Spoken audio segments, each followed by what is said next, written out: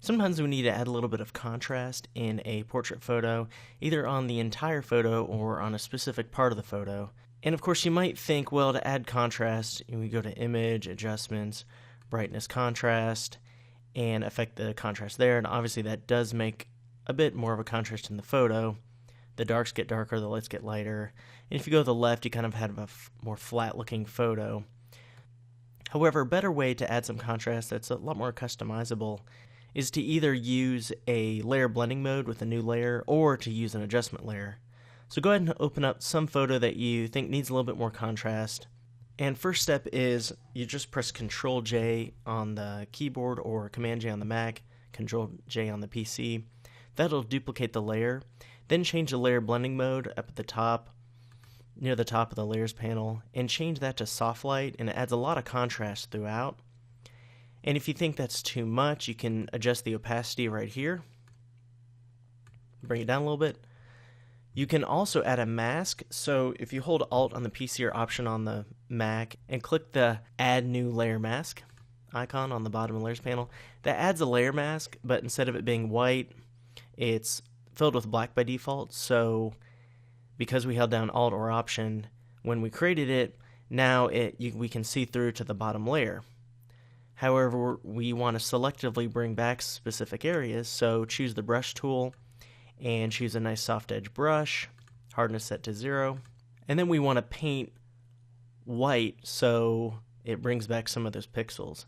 So if you just click and drag, for example, if we wanted to bring more contrast in the iris, we could do that. In the irises, we could bring back more contrast. Say you wanted more contrast in the hair, and it would just selectively bring it back. And I can Alt or Option click the mask and we can see what it looks like there. So it adds a lot more contrast in the irises of the model. Another way to add contrast to a photo, I'm going to go ahead and delete that new layer, and I'll still press Ctrl J. I like to work on a duplicated layer, and then create a new adjustment layer on the bottom of the layers panel and click Curves. And on curve, sometimes we do this manually, but there's a preset that can be pretty helpful here when we want to add contrast. Just on preset, click that and go to strong contrast. And it might be a little bit much, so we can, of course, adjust the opacity of this adjustment layer, or we can adjust the effect itself. So we have, by default, this kind of S-curve here, and we can click and drag it over so it's maybe not as strong. Something like that. So there's before and there's after. And just like with the other technique, we could mask this out and just let specific areas have higher contrast. So let's just say we wanted the irises to have more contrast, or even the whole eye. What we could do, it already has a mask, you can see this adjustment layer. So we need to fill it with black. So make sure your foreground color is set to black.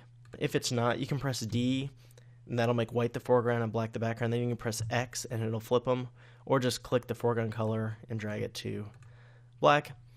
And we need to make sure this mask is selected up here. Then press Alt Backspace on the PC or Option Delete on the Mac, and that masks out that entire effect. So it's as if the effect isn't applied, but make sure the foreground color is set to white. So hit X again and choose a soft edge brush, and then you can paint in specific areas of white, and that will let that effect show through only where we're painting. So if we just click and drag here, click and drag there, let's say we wanted more contrast in the entire eye area, including the eyelashes, or just the iris, or if you think the lip should have more contrast, you can click and drag there, and there's before and there's after. So that's adding contrast in a portrait photo, either to the entire photo or selectively, either using a layer blending mode, such as soft light on a duplicated layer, or using a curves adjustment layer and then selectively masking it out so it applies in specific areas.